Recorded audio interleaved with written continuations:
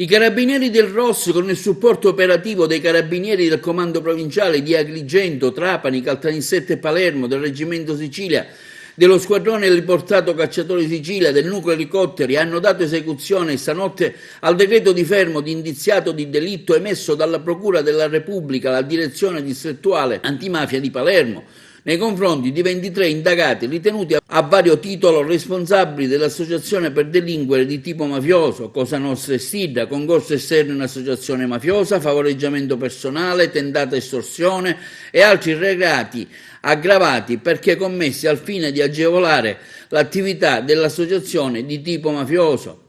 Le indagini avviate nel 2018 si sono sviluppate nella parte centro-orientale della provincia di Agrigento, dove risulta attivo il mandamento mafioso di Canicattì, che costituisce tuttora il centro del potere mafioso dell'ergastolano di Campobello di Licata Giuseppe Falzone, destinatario del provvedimento precautelare in esame, in quanto risulta a capo della provincia mafiosa di Agrigento.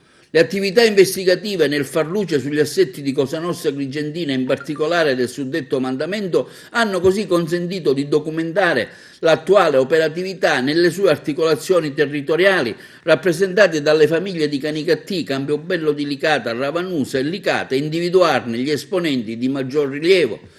Tra questi sono emersi Calogero Di Caro, capo del mandamento, Giancarlo Bugea, rappresentante del citato Falzone, organizzatore del mandamento, nonché Luigi Bonocori, capo della famiglia di Ravanusa. In questa cornice, nell'ambito delle dinamiche associative, un ruolo importante di rilievo ha ricoperto l'avvocato Angela Porcello, compagna di Giancarlo Bugea, che in qualità di difensore di numerosi affiliati del mandamento, tra cui lo stesso Falzone, e sfruttando le garanzie del mandato difensivo, ha messo a disposizione degli stessi il proprio studio legale per l'esecuzione di summit mafiosi, ritenendolo luogo non soggetto a investigazioni.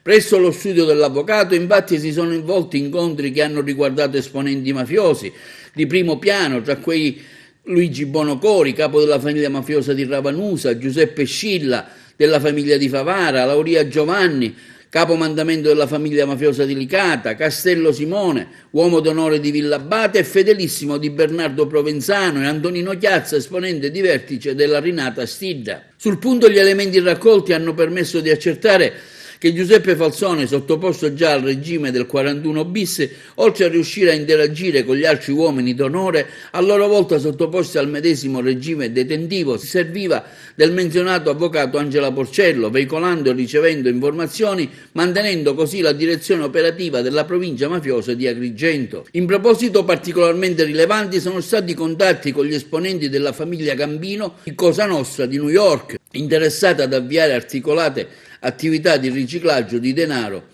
con Cosa Nostra siciliana. Le investigazioni hanno messo in luce anche la rinnovata presenza nel mandamento di Canicattì della Stidda, organizzazione mafiosa che si è ricostituita intorno alle figure degli ergastolani semiliberi Antonio Gallea, ritenuto responsabile e mandante dell'omicidio del giudice di Canicattì Giuseppe Livatino il 21 settembre del 90, Santo Giacchino Rinaldo, la quale, persistendo la situazione di pacificazione risalente agli anni 90, opera in rapporti di sinergia criminale con Cosa Nostra, sia per la risoluzione di problematiche che per la spartizione di attività commerciali. Tra le linee di azione considerate più importanti di Cosa Nostra vi è quella dell'inabissamento, esigenza particolarmente sentita con riguardo alle inchieste giornalistiche, secondo l'esempio di Bernardo Provenzano, la quale deve rimanere libero, invisibile, era un'inderogabile regola di vita. La particolare ampiezza dell'azione investigativa ha cristallizzato inoltre la perdurante posizione apicale nell'ambito di Cosa Nostra del trapanese Messina Denaro, che, punto di riferimento decisionale dell'organizzazione, ha continuato a impartire direttive sugli affari illeciti più rilevanti gestiti dal sodalizio nella provincia mafiosa di Trapani e in altri luoghi della Sicilia. Sono stati colpiti anche quindi Matteo Messina Denaro, Giuseppe Falzone, rispettivamente al vertice della provincia mafiosa di Trapani e quella di Agrigento, insieme agli esponenti di vertice di diverse articolazioni mafiose di Cosa Nostra, il mandamento di Canicattì, anche la famiglia di Favara, nonché capi, promotori e organizzazioni della rinnovata associazione mafiosa Stidda. Però te la tu dico io comba.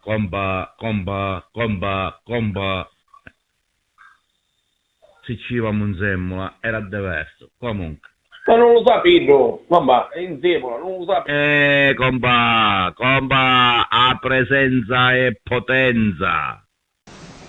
Ma non c'è niente, ma perché va, finisce che lo sa la miseria, quando c'è miseria in un territorio può succedere di tutto e di più. Avvocatessa, siamo noi, la Sicilia è una terra desolata, è una terra di miseria, mentre una volta un pochettino, anche se c'era la miseria, ora si formeranno situazioni di piccolo banditismo che sarà micidiale, questi nascono per natura, no? Lei la presenta un carciofo, sa come si coltiva il carciofo.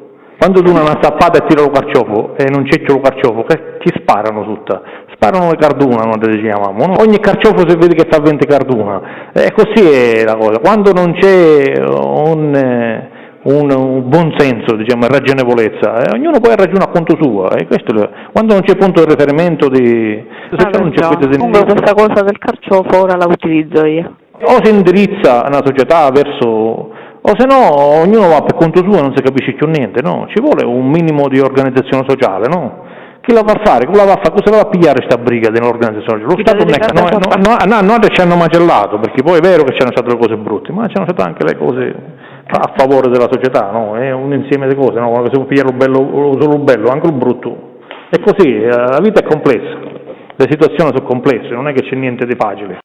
Non ho capito a chi cazzo si riferiva, perché tutta una volta è uscito con questa cosa delle capocciole del Cardone, però stavamo parlando della provincia di Agrigento e della Sicilia.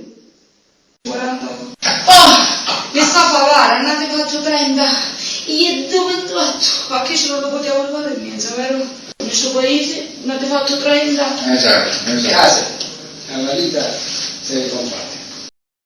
Lui ha voluto che io mi chiamasse non per le questioni della causa, perché lo sa realmente fare dopo, non è che per una serie di cose che lui vuole sistemare, che mi abbiamo parlato per non farci capire, ci sono voluto i santi del Padre nostro, quindi ora vi riunirci tutti e due e ci vuole un po' di quelle cose. Ma io non passo a Dallas, qui, 50%, sa quando sono 50%, sono 15.000 euro, diviso 2, che gli abbiamo fatto 15.000 euro che dovevano sapere per detenuto, ci capisce la spinacina.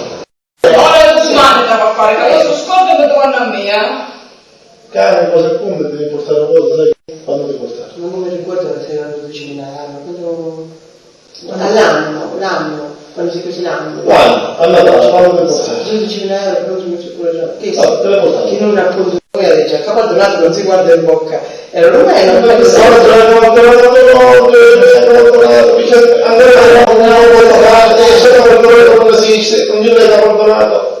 non va bene, cavaldonato non gli